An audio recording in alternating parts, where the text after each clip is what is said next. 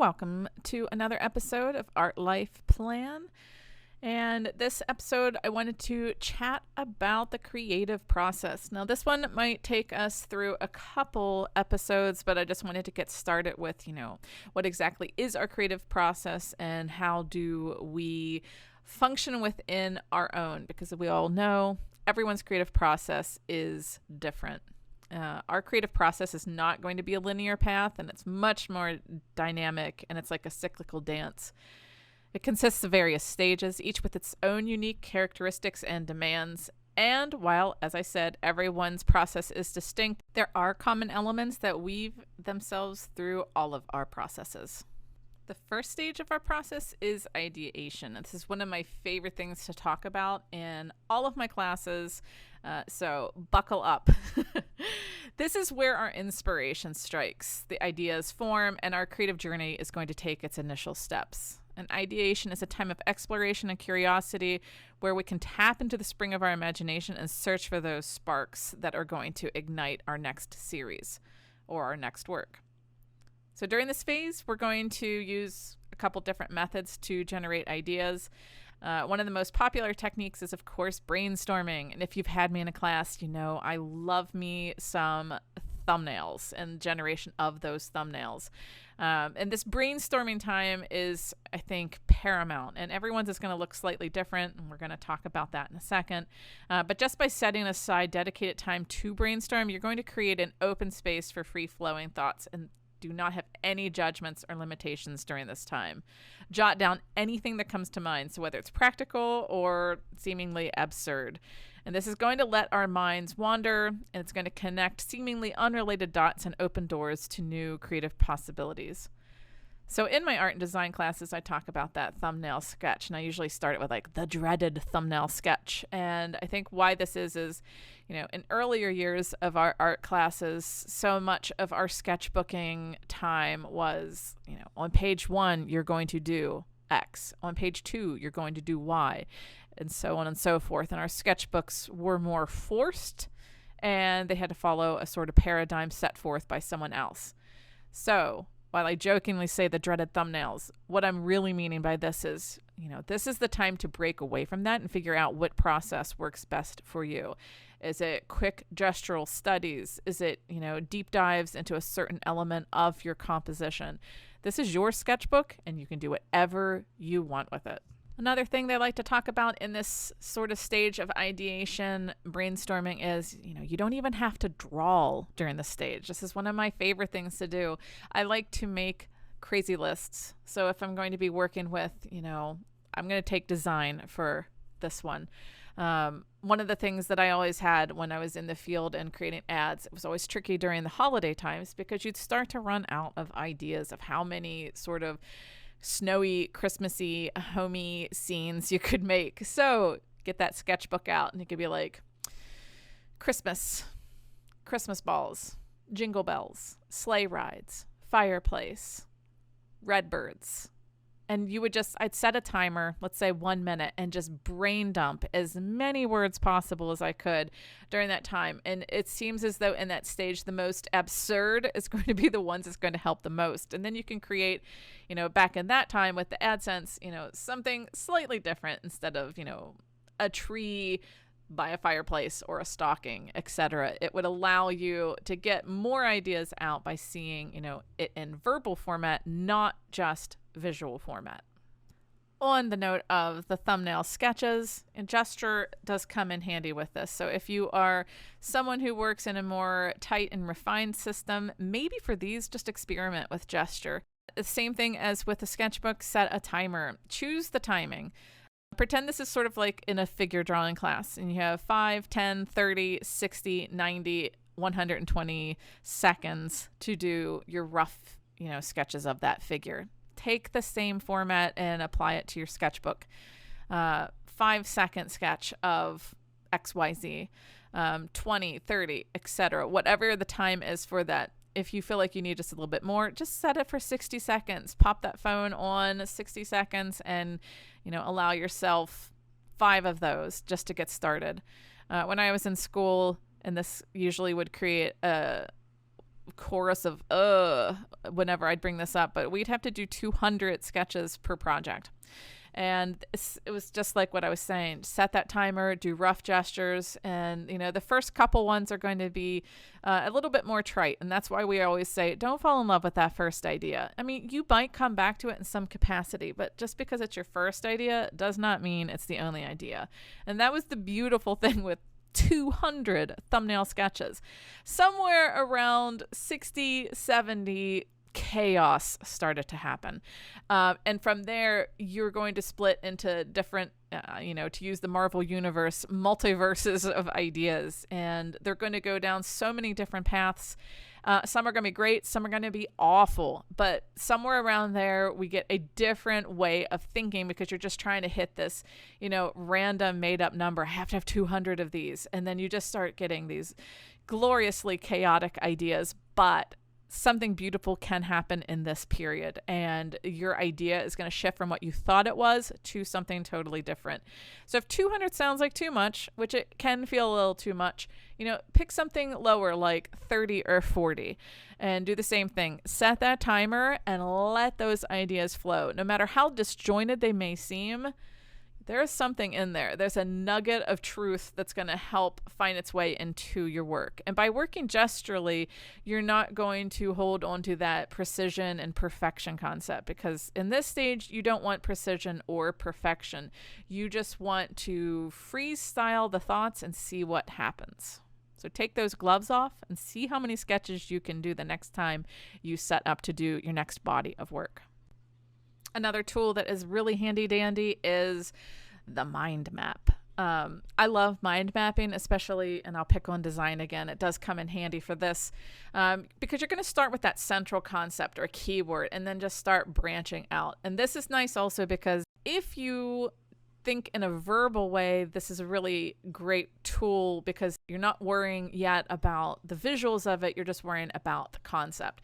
So since I used design for the last example for, ideation, let's take art for this one. So let's say you are a landscape artist and you're looking for, ideas for your next series. And your next series is going to be of the ocean.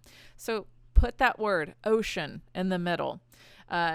Draw out those branches. What do you think of when you go to the ocean? Maybe you allow yourself 5 branches to this. Sand, water, blue, sailboats, lifeguard stands. And then from there, branch out again and branch out again if you so desire. So by seeing this grow, it's the same thing as those sort of gestural thumbnails that we were just talking about. The more ideas can spawn from this style of brainstorming. So again, the mind maps are going to become sort of virtual landscapes of our thoughts. It's going to allow us to explore different directions. So maybe, by saying the color gray and seagull, something is going to spark inside your head. And this is going to be where your jumping off point for that body of work is going to be. These uncovering of the hidden connections can be great to expand your creative horizons. But sometimes the best ideas come when you're not actively seeking them. I think we've all had this experience. You jolt awake at 2 a.m. and you're like, voila, I know exactly what my idea is. So always keep that sketchbook beside you. I keep just a little scrap notebook and a pencil, and then I just scribble it and then hope for the best that when I wake up, I know exactly what it is I'm talking about. The same thing can happen when you're showering. You can get waterproof notebooks and pencils at supply stores. Like camping supply stores. And these are great because if you are, taking your shower and you have that aha moment, you don't have to worry. It's waterproof paper and a waterproof way of writing. Just step away from your work. This can be a great way also. We'll talk about this also when we get to the more creative blocks. So both of these techniques can be incorporated with these, but just step away from your work. Engage in activities that aren't related to your creative practice. This can provide a really valuable moment of inspiration for you. Take a walk. 20 minutes away from your studio or from your computer can just shift your perspective on the body of work that you're creating. Immerse yourself in other art forms or just give yourself permission to rest.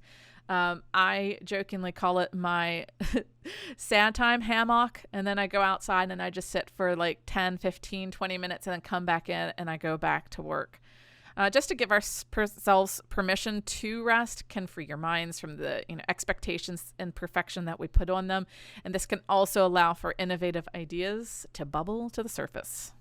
Inspiration can come from unexpected sources. So it might be found in a conversation with a friend, a book that can capture your imagination, or a chance encounter with a piece of street art. Stay open and stay receptive, and then we can create the fertile ground for inspiration to find us. If you read Liz Gilbert's Big Magic, you know that the muse is sort of there waiting. And if you are ready for it, the muse will come. And if you're not ready, the muse will find someone else. But always be open. The creative process is, of course, not without its challenges, and creative blocks can also feel like roadblocks on our journey.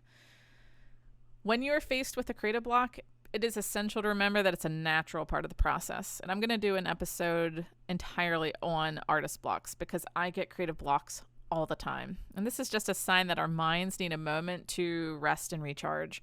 And during these times, it can be helpful to engage with activities that stimulate our senses and ignite our curiosity.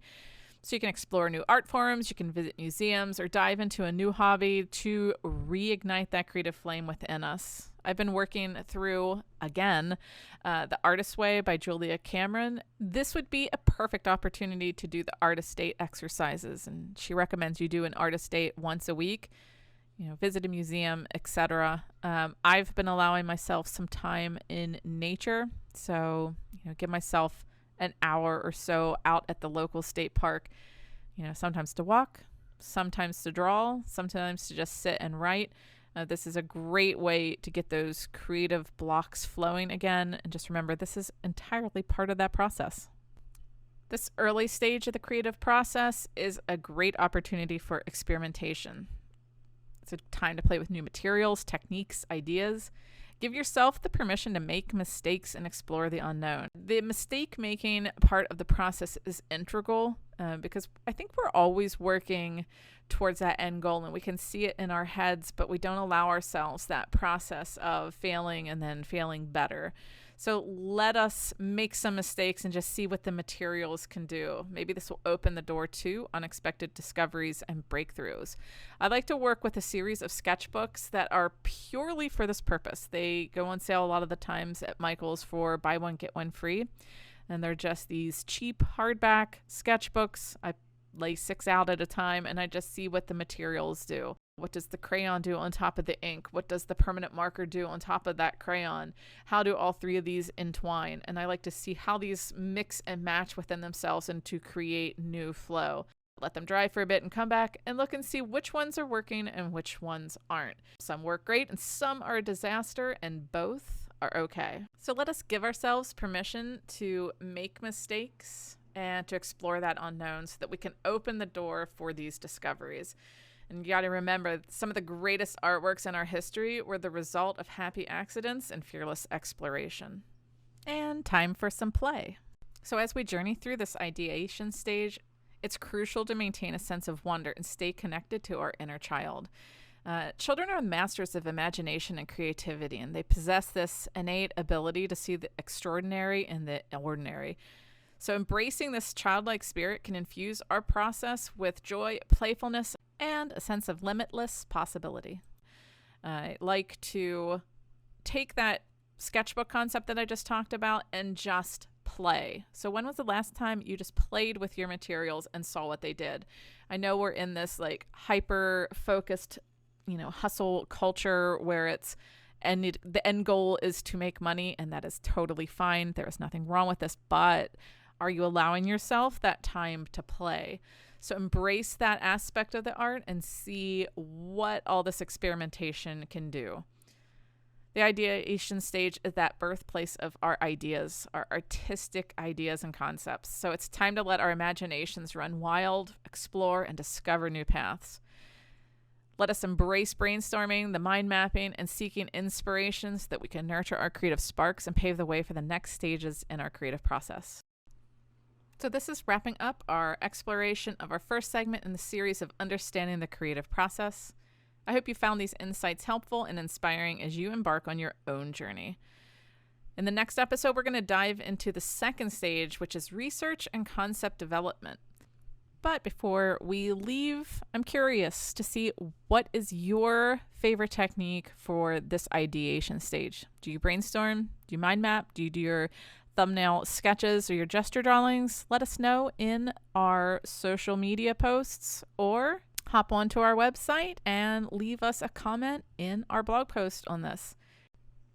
If you want to share a glimpse of your initial ideation stage in your studio, feel free to share it with us. You can tag us in the post, or you can share it with the hashtag ArtLifePlan. Thank you for joining me on today's Art Life Plan podcast. And if you enjoyed this episode, be sure to subscribe and leave a review. Remember, your life and your art are entwined, and by embracing the creative process, you can design a life filled with purpose and artistic fulfillment. Until next time, keep creating and living your artful life.